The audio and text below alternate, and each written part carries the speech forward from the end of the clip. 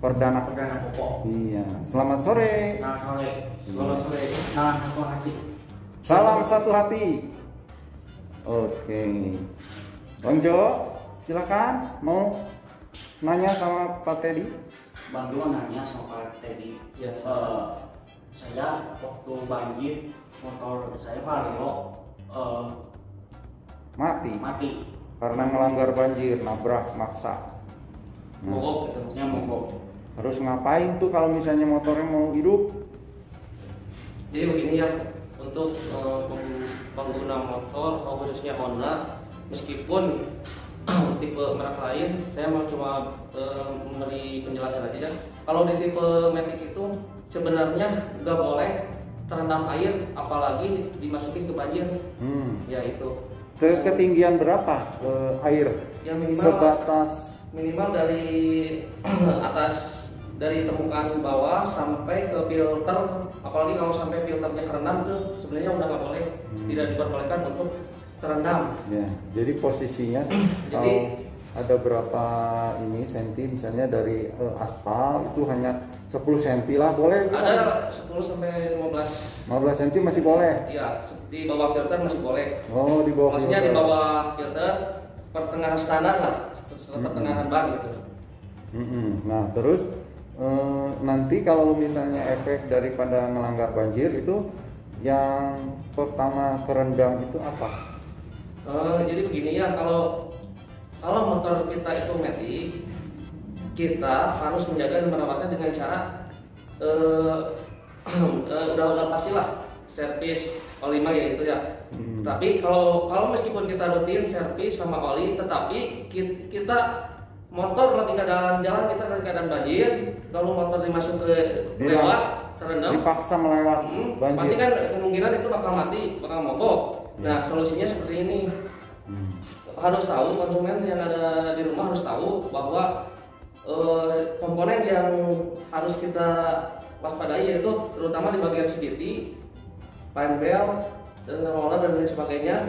Terus di bagian transmisinya itu kan ada gigi sama lehernya. Nah, itu yang harus kita jaga. Terus kerendaman oli di dalam masuk ke dalam mesin bercampur air sama oli itu bisa menyebabkan setan seher menjadi macet, terus bisa menyebabkan sehernya silindernya bisa menjadi baret gara-gara air tersebut. Nah, itu yang harus diwaspadai gitu. Jadi sehernya muai. Ya, jadi bukan muai Pak. Jadi sehernya itu kalau kena air dia akan pergerakannya akan terhambat. Oh. Nah, itu yang menyebabkan ceket. Nah, itu. Ya. Apakah mungkin itu dari seretnya karena masuk air ke dalam mesin, terus udah gitu sisi daripada bagian transmisi itu yang jadi seret karena oli bercampur dengan air?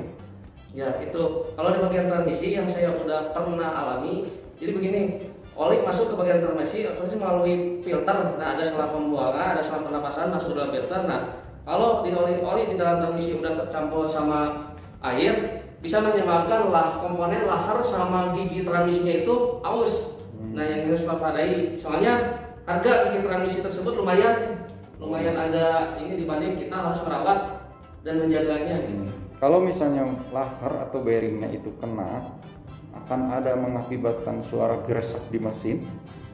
Kalau suara pasti berisik, suara sak itu pasti ada. Jadi Apalagi kalau udah terendam. suara gresekan, saheng gitu. Ya, seperti itu. Oh, gitu ya. Jadi prinsipnya kalau ada banjir itu jangan diterobos. Jangan diterobos.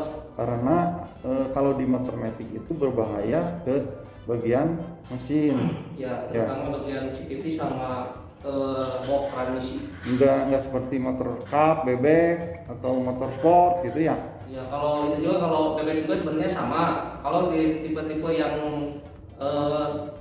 motornya ketinggiannya agak pendek ya seperti bebek kan Matic kan itu masih rawan kalau untuk menerobos banjir. Ya, itu sebenarnya seperti itu. Ya. Ya. Kalau misalnya dalam kondisi mogok nggak bisa hidup, bisa tunjukin bagian apa aja yang untuk bisa motor menghidupkan sementara. Nah, yang pertama, kalau motor kita menerobos banjir lalu mati, otomatis kan air yang ada di yang knalpot kemasukan air, nah dia yang menyebabkan mati seperti itu. Nah, penanggulangannya pertama kita harus membuka filternya dulu. Nah, kalau dibuka filternya kita coba salah starter masih belum nyala. Nah, yang kedua knalpotnya di bagian knalpot kita harus buka, keluarin air dulu, terus busi dibuka, kita salah-salah dulu, airnya udah keluar dipasang, nah baru bisa. Mungkin lebih jelasnya bisa Ya. ditunjukin ya di motor. Ya, itu mah harus prakteknya harus di bengkel. Ya, kita nanti Ya. sebentar keluar ke unit motor. Ya, Ya, supaya lebih jelas. ya Pak. Oke, Bang. Nah, ini ada tambahan yang kedua. Kalau motor udah terendam banjir, yang pertama oli itu harus diganti, oli transmisi. Yang kedua, oli transmisinya harus diganti. Terus bagian panbel, CVT kalau di tipe Matic harus ada minimal ada pembersihan. Soalnya kalau kita tidak dibersihkan akan menjadi karat dan akan merusak komponen tersebut. Oh, Ya, itu. jadi memperparah Ya, kondisi mesinnya. ya. Ayo kita tunjukin. Ayo. Yuk. Yuk. Pak, jadi Bang Jo mau tanya kalau misalnya Mogok mogok sementara untuk gimana cara tindakannya. tindakannya? Oke, Bang Jo, saya jelasin ya. Ini kan ada saya satu unit motor Honda Beat tahun 2019. Nah, seperti ini. Kalau kita udah menerobos banjir ya karena keadaan darurat, mungkin jalan kemana-mana udah buntu, terpaksa menerobos. Kalau misalkan jarak dari dari jalan ke ini minimal 10 cm itu bisa aman.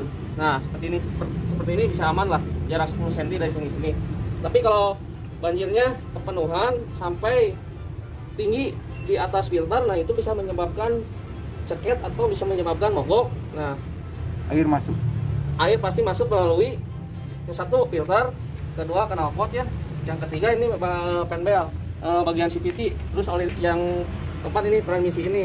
Nah, untuk tindakan sementara kalau motor dalam keadaan minimal normal terus merobos banjir, nah mati, langkah pertama daruratnya kita harus membuka filter ini dulu.